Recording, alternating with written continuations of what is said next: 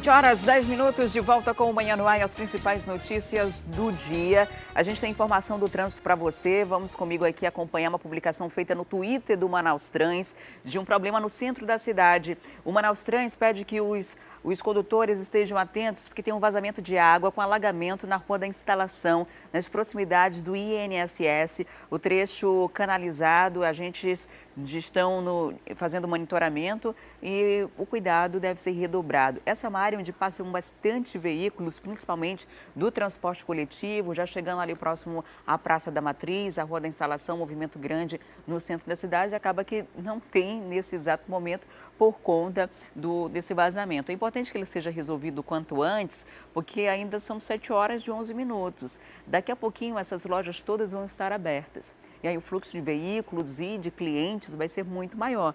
E aí sim, as pessoas que estão se deslocando para o centro vão ter dificuldades. Daí, portanto, informações através do Twitter do Manaus Trans. E agora você vai conhecer a história de um grupo de mulheres que oferece acolhimento especial para quem está enfrentando o câncer de mama. Para continuar a realização desse trabalho, o grupo de mulheres mastectomizadas da Amazônia precisa de ajuda. Na máquina de costura da Oriona vai saindo uma nova confecção. Os trabalhos por aqui não param. A produção de perucas e acessórios é toda destinada a mulheres em tratamento de câncer. Essa sala que nós estamos é uma sala onde a mulher chega aqui, se ela vem com o cabelo caindo, a gente raspa a cabeça dela e bota uma peruca. Se ela não quer peruca, a gente bota lenço. Se ela não quer lenço, tem o chapéu, para a gente acolher aquela mulher que vem, né? Você sabe, quando a mulher fica careca, ela perde a identidade dela. E ela sai daqui feliz, né? Porque para enfrentar o tratamento do câncer não é fácil. Este é o Grupo Gama, formado por amigas que se unem para fazer o bem sem olhar a quem. Assim como na costura, a vida dessas mulheres vai se entrelaçando, formando uma grande rede de solidariedade. Esse tipo de acolhimento é muito importante durante o tratamento de um câncer. E como ajuda? A Cláudia está enfrentando uma metástase, quando o câncer se espalha para outras partes do corpo. O apoio do grupo tem ajudado a fortalecer a fé pela cura. Aqui nós estamos acolhidas, né? E como a minha colega falou, a nossa esperança, a nossa fé, ela aumenta porque nós temos colegas, a gente convive com pessoas que estão passando pela mesma fase, né? Pela mesma história que a gente. E com isso também a gente se volta também a ajudar as outras pessoas que estão chegando. Este psicólogo explicou a importância da empatia durante o tratamento de uma doença como essa. Esse grupo ele é importante porque ele promove um espaço para que as mulheres com câncer de mama troquem experiências, troquem informações. E aí ajuda a desmistificar aquela questão de que o câncer não tem mais saída, de que o câncer não tem cura, porque elas vão entrar em contato ali com mulheres que passaram por momentos difíceis e que naquele momento, depois de uma certa etapa do tratamento, estão muito bem, estão reagindo bem, estão com esperança, estão felizes, estão vivendo a sua vida, não é? Então, quando elas começam a visualizar de forma concreta uma outra paciente que conseguiu essa evolução, isso motiva, né? Isso faz com que as mulheres elas fiquem mais confiantes e otimistas no tratamento. É por causa disso que o grupo precisa de apoio para continuar realizando este trabalho. Sabe aquela máquina de costura do começo da reportagem? Pois é, ela é emprestada e o Gama também precisa de outras doações. Nós estamos precisando de um espaço maior, que esse aqui é pequeno. Estamos precisando de uma geladeira, de um fogão, porque as meninas ficam aqui o dia todo, aí a Oriona dá, mas aí o dinheiro que ela dá, não dá para as meninas se manterem, né? Almoçar, merendar e tudo. E tendo um fogãozinho, uma geladeira, elas já fazem a comidinha. E se você ficou com vontade de ajudar o grupo a não quebrar essa corrente, a Oriona te explica como fazer.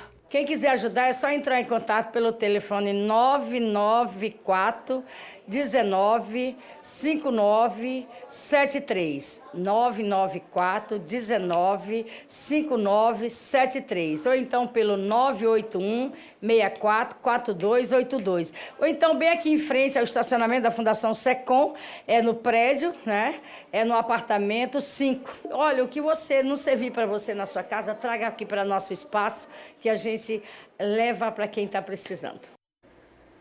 E a gente continua falando de saúde. Entre os dias 15 e 19 deste mês, o Hospital Infantil Dr. Farjado vai realizar um mutirão de cirurgias de correção de lábio leporino. Quem vai trazer outros detalhes para a gente é a repórter Thea Morel.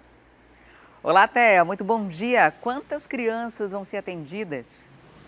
Bom dia, Adriane. Bom dia a todos. Olha, Adriane, a previsão dessa equipe, que vai fazer esse mutirão aqui em Manaus, é que pelo menos 30 crianças sejam atendidas aqui na capital. E a triagem já começa a partir de amanhã no Hospital Infantil Dr. Farjado. Para falar um pouquinho sobre esse grande mutirão, eu tenho aqui ao meu lado o Dr. Flávio de Yokoyama, que vai contar para a gente. Ele faz parte dessa equipe que vai fazer essa seleção e que também vai participar das cirurgias. Bom dia, doutor Jun. Vamos explicar primeiro como é que vai funcionar essa triagem, né? Essa triagem já acontece amanhã, dia 11, e, portanto, é muito importante que quem quiser participar desse mutirão vá até o Hospital Dr. Farjado, né? Bom dia. Bom dia, Thea. Bom dia a todos que nos assistem. É um prazer enorme estar aqui, falar sobre um assunto tão importante, né?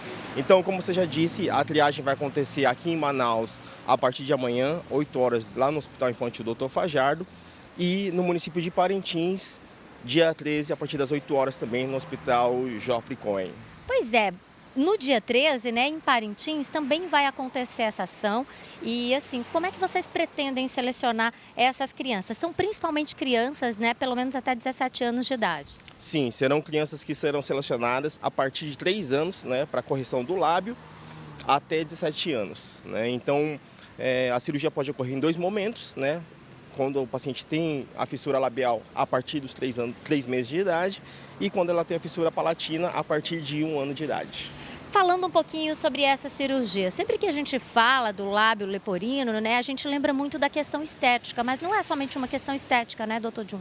Sim, a fissura, o paciente portador de fissura lábio-palatina, ele não tem só aquele aspecto estético, Por outro lado, tem um lado funcional também, que é muito mais importante para a gente, Então, a cirurgia plástica, ela visa não só reconstituir a face, como manter, reestruturar a parte funcional do doente. E essa equipe, como é que vocês se reuniram para fazer essa cirurgia? Uma cirurgia que é muito importante, Porque, afinal de contas, é um problema que realmente afeta bastante na juventude e na infância. Sim. Afeta pacientes de todas as idades, na verdade. Inclusive, tem gente que nem sabe dos nossos atendimentos aqui em Manaus. Então, Parintins já entrou no nosso calendário das campanhas nacional. Tanto Manaus como Parintins, ela vai ocorrer de forma simultânea. Aqui em Manaus vai ser realizada pela equipe de Manaus e em Parintins por uma equipe de fora.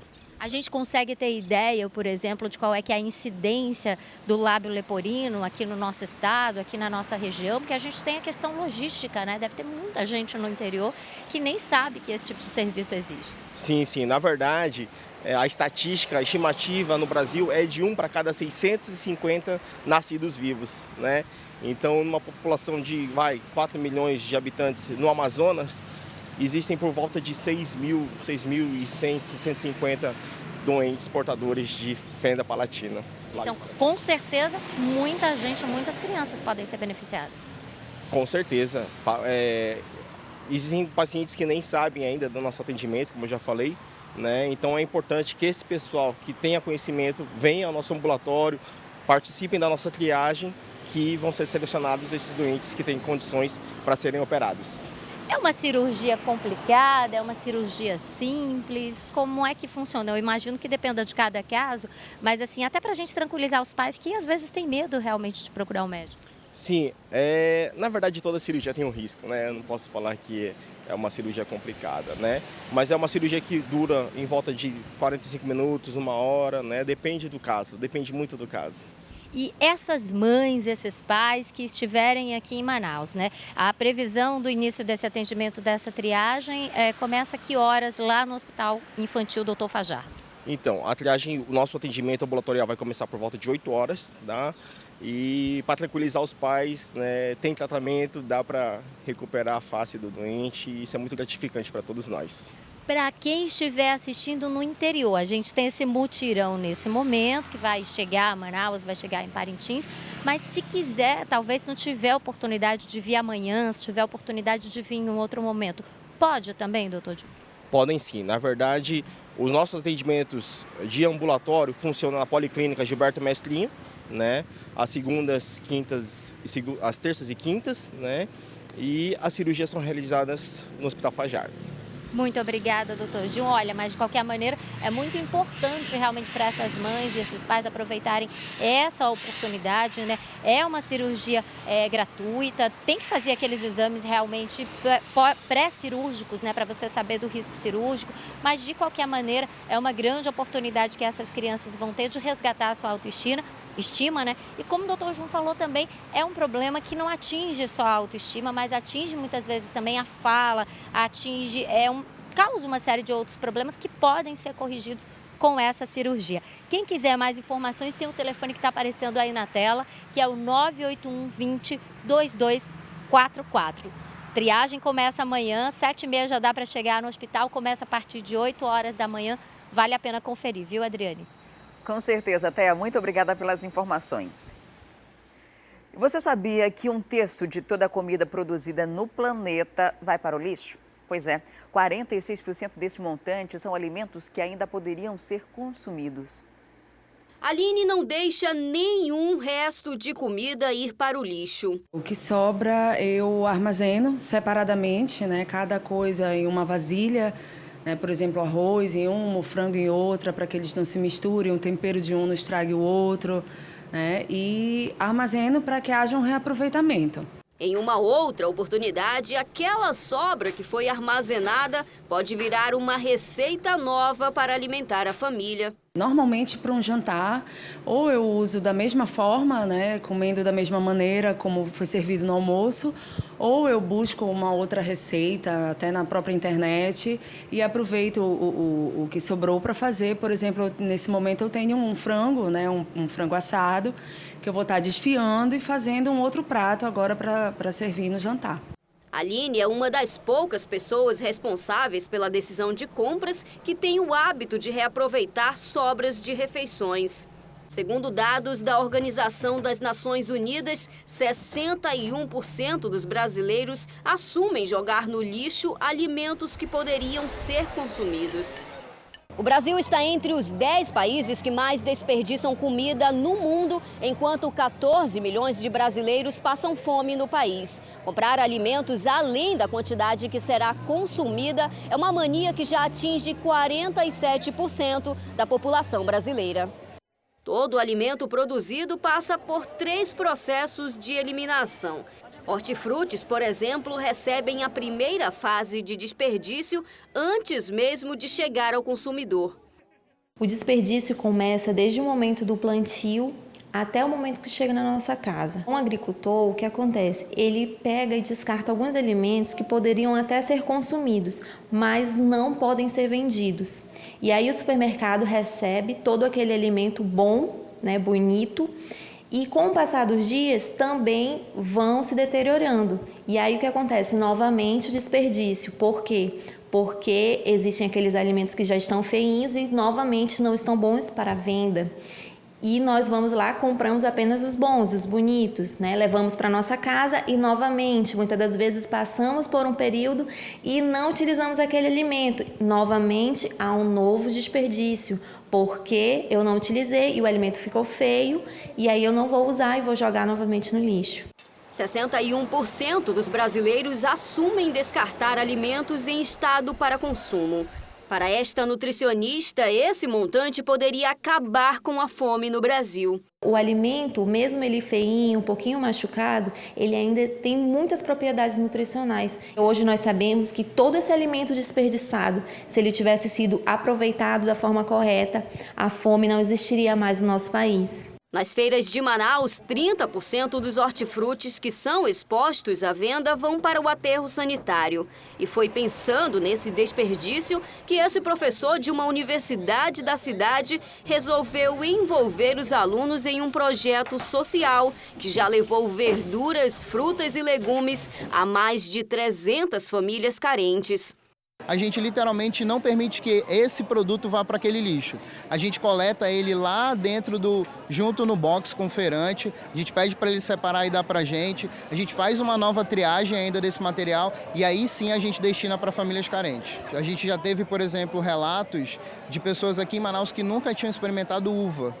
Uma coisa que para a gente é tão básico e a gente teve a oportunidade de passar por essa experiência. O processo de compra também contribui para a estatística do desperdício. A gente parou de pensar em como o que a gente compra determina a posição do vendedor. Então a gente chega, por exemplo, numa banca e vamos supor que lá tenham 4 mamões, um verde, um indo para maduro, um maduro e um passando, já muito maduro. Normalmente, o cliente quando chega nessa banca, ele nunca vai escolher o muito maduro. Mas ele poderia pensar em consumir o muito maduro pensando no escalonamento do consumo. O que é isso? Ele compraria o muito maduro para consumir hoje, o que está indo para maduro para consumir amanhã, o que está verde para consumir, por exemplo, na sexta-feira, porque até lá ele ia amadurecer. Mas, infelizmente, o cliente não pensa nesse escalonamento de consumo, acaba comprando o mais verde e o feirante tem que, no final do dia, jogar no lixo tudo que está muito maduro. Então, a gente pode diminuir através desse comportamento. E um lutador de kickbox daqui de Manaus foi selecionado para participar do maior evento de luta no Brasil, que já acontece essa semana.